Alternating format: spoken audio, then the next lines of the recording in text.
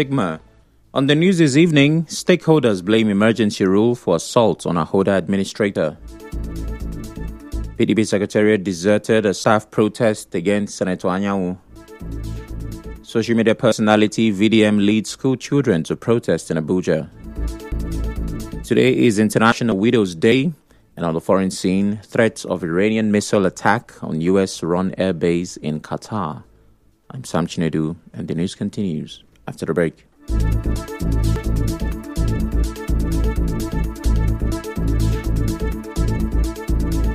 Strict compliance to safety.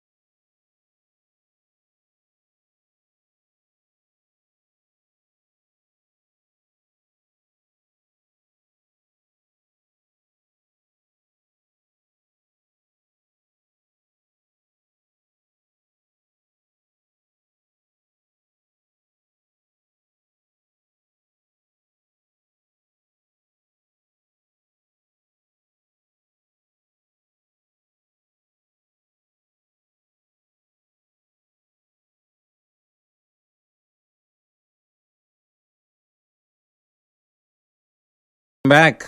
A lawyer, Mr. Obadiah Charles Mbaba, is calling for the restoration of democratic governance in Rivers State to ensure proper checks and balances. He spoke in an interview with correspondent Emeka Otuka while reacting to the recent attack on Ahoda East Council Administrator Goodluck Ihemnacho. Obadiah said calls for accountability mean little if key government institutions are not working, noting that only a fully functioning legislature can hold the executive accountable and ensure good governance. If you have a proper democratic system in place where there are checks and balance of the executive, where the local government you have councillors, where in the state you have assembly, where you also have House of Assembly also checkmaking and overseeing local government together with councillors. An issue like this cannot arise, but it's more like a one-man show where everybody wants to get a share from the national church. Charles Mbaba also stressed the need for strong political culture and clear ideology to guard politicians, saying there is currently no proper framework to shape their conduct across the country. The fact remains that our political culture in Nigeria is still at infancy. We are living in a country where even political parties do not have clear ideology. So for us to be talking about leadership as it relates to the youth, there must be change in orientation. The political parties must be made to have ideologies and abide by it. So as long as we continue with the present state of things, I don't think that we can get it any better, because the youth are a product of the society. Similarly, public affairs analyst Mr. Ijoma Peter is attributing the violent attack on the Ahoda East Sole administrator to what he called overbearing political interference from the political leaders who nominated the administrators. He told correspondent Soibi Ruwari that if care is not taken, more Sole administrators across the 23 local government areas of Rivers State may receive similar treatment. I'm not just anticipating. I'm speaking from facts, because looking at the feeders, a lot of them are complaining from the LGAs. They are saying nothing is being done. Particular so administrators appointed in the local should be removed and replaced. So they have lost confidence in their own system, in their own political structure. So, and they are comparing them with the LGA chairmen that served under the governor that were removed by the Supreme Court. They are comparing them when the chairmen who were removed by the Supreme Court were there. Within 3 months, governance was ongoing in the 23 local government. Peter said the assault on the Ahoda East administrator has a political undertone following unconfirmed disagreement with his political leader in the area. political elite structure, people that have held down respective local government and turned it to their personal estates, businesses. These people, they are strong political leaders. Nobody can say anything or do anything. They are in charge. They have succeeded in using the guise of the state of emergency to nominate people. They don't fall under the hammer of the president. We all know that there was political undertone to the respective nomination. You can see it from their actions. Meanwhile, a professor of development economics, Olulu Robinson, described the incident as a money-sharing process across various councils in the state. Speaking in an interview with our correspondent, Professor Robinson said the appointment of administrators to man governance at various levels due to the state of emergency has stalled development across the state. He called for the reinstatement of executive and legislative governance in the state.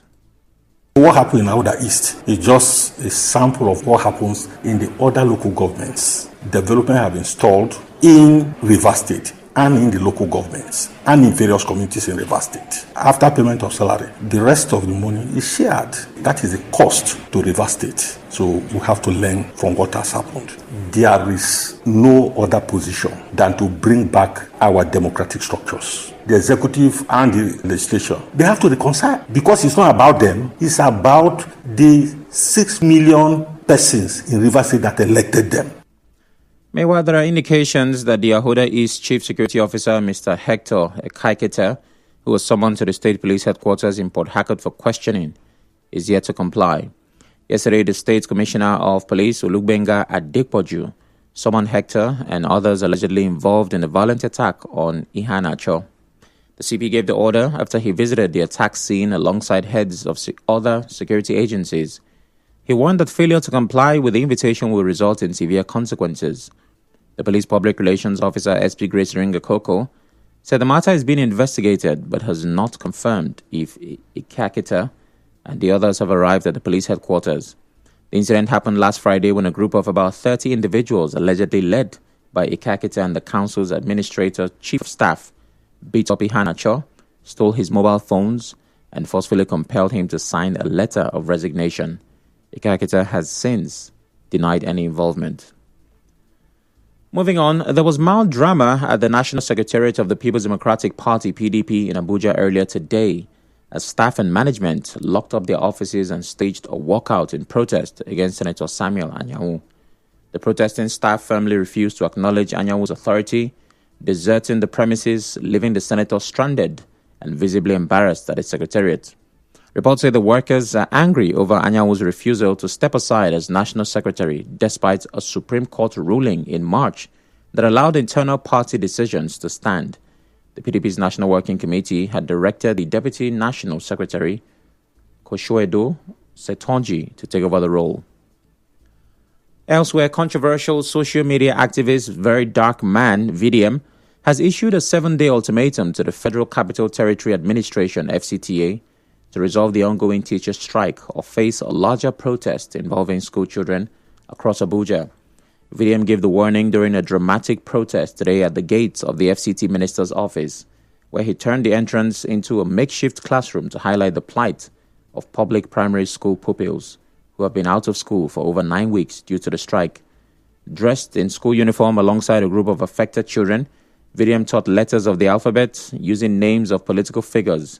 In a now viral video, he's seen chanting T for Tinubu, W for Wike, as the children echoed after him, holding slates and notebooks. The protest sparked widespread reaction on social media, with many Nigerians commending the activists' unconventional approach to spotlighting the impact of the prolonged strike on children's education. Responding to the protests, Mandate Secretary of the Area Council Services Secretariat, Bitrus Garki, acknowledged that while the strike is the responsibility of the area councils, the FCT administration has made efforts to intervene. However, he provided no concrete timeline for a resolution. The ongoing strike, driven by unresolved dispute over the payment of the proposed 70,000 naira minimum wage, has already disrupted an entire term of academic activities for thousands of pupils in the nation's capital. Still to come, today is International Widows' Day. Stay tuned.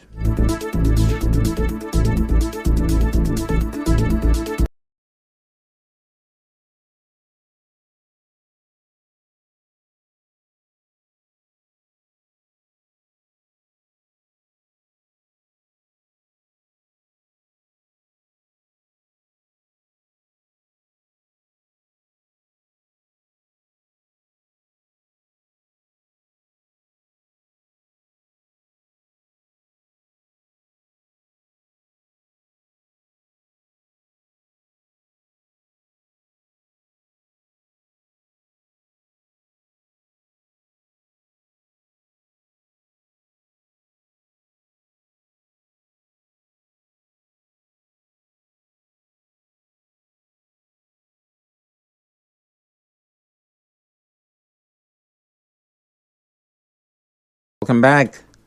Community Secondary School Igboeche has emerged the winner of the Nigeria Liquefied Natural Gas (NLNG) Annual Science Quiz 2025 competition for secondary schools in Rivers State. The school beat 8 other secondary schools to emerge the overall winner during the grand finale over the weekend in Port Harcourt. In her welcome address, the General Manager, External Relations and Sustainable Development, NLNG, Dr. Sophia Horsfall, said the company is determined to ensure that the science quiz competition is sustained to discover and support more science-oriented students in the state. At NLNG, we believe that science is the heartbeat of progress. That's why we're proud to invest science, technology, engineering, and mathematics. This quiz isn't just about answering tough questions, and tough questions they will be. It's about exploring ideas, solving real problems, and unlocking the full potential through science. As we all know, the world is moving fast towards a cleaner, greener energy. This quiz competition really is about you, your ideas, your dreams, and the role you will play through science to improve lives sustainably. The Permanent Secretary of Rivers State Ministry of Education, Ijeoma Nwogu, represented by the Director, Science and Technology, and the Chairman of STAN in Rivers State, Dr. Peter Swankwa, commended NLNG for its consistency in improving the knowledge of secondary school students in science and technology, plus mathematics. Indeed, I sincerely commend Nigerian LNG and Dragnet Solution for their unceasing dedication in fostering scientific inquiry and academic excellence among the youth of Rivers State. Your continuous investment in the future of these students is invaluable. Your unwavering commitment to education and innovation is testament to transformative power of public-private collaboration. The NLNG STAN Quiz competition has a long history of promoting academic excellence and fostering a culture of scientific inquiry among students in Rivers State. And we are proud to partner with NLNG to bring this exciting event to our schools in Rivers State. To our participating students, I offer a warm congratulations on making it to this stage of the competition. Correspondent Subiruwari reports that the students who represented Community Secondary School Igboeche in the NLNG Annual Science Quiz 2025 competition, Oguta Emmanuel, Chigoezi, and Udoka Delight, expressed their happiness and spoke of the efforts they put in to win. And I'm very, very happy. I want to thank the Rivers State government, the NLNG company, thank them for making this quiz a success. Me, I was just praying to God as we were there that let him just help us at least, let's just come, even though it's third is something. So as we are first, I don't know how to express my joy itself. I'm just happy, I'm grateful. At least the teachers, they are trying their best to teach, and also we, the students, are also trying our best to read. The ones who don't understand, will meet them.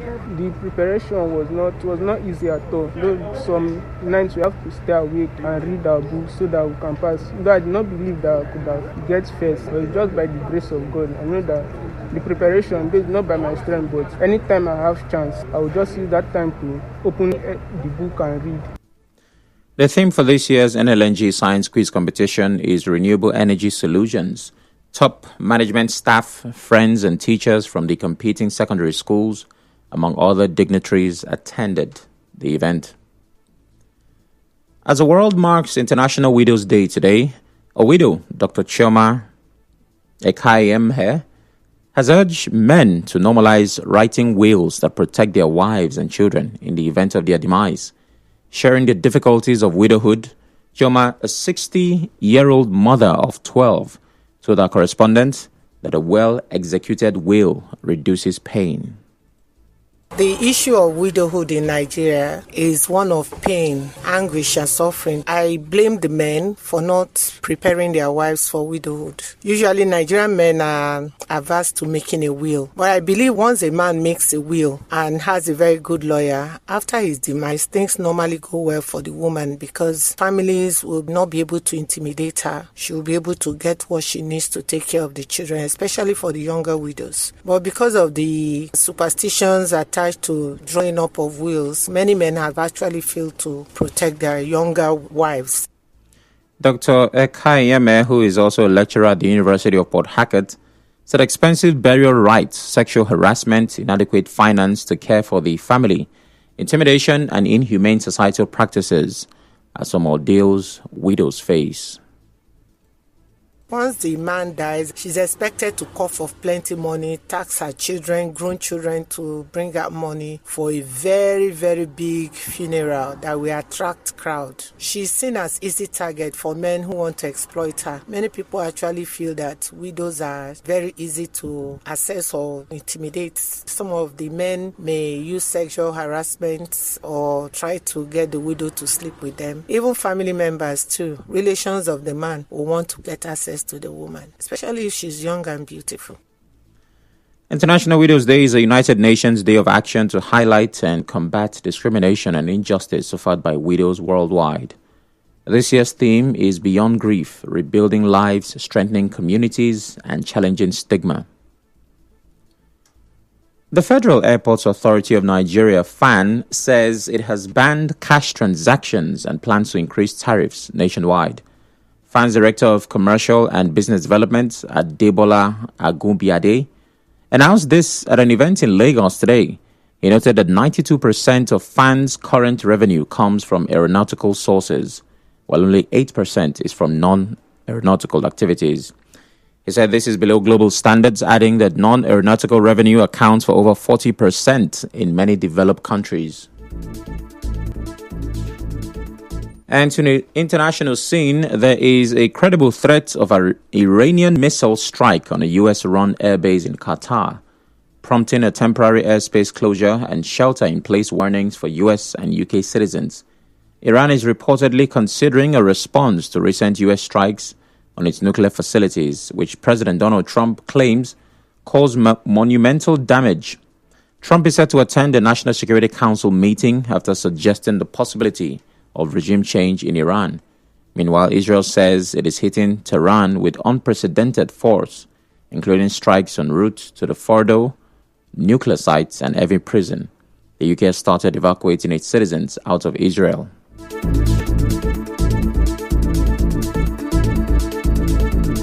On the news this evening, you heard stakeholders have blamed the emergency rule in Rivers State for the assault on Ahoda East administrator. PDP Secretariat was deserted today as staff protested against Senator Anyanwu. Social media personality VDM led school children to protest in Abuja. Today is International Widows Day, and on the foreign scene there are reported threats of Iranian missile attacks on US-run airbase in Qatar. The news was edited by Constance Irele Mega. To reach the news team, send an SMS or WhatsApp to 0808 721 7215. I'm Sam Chinedu. Thanks for listening.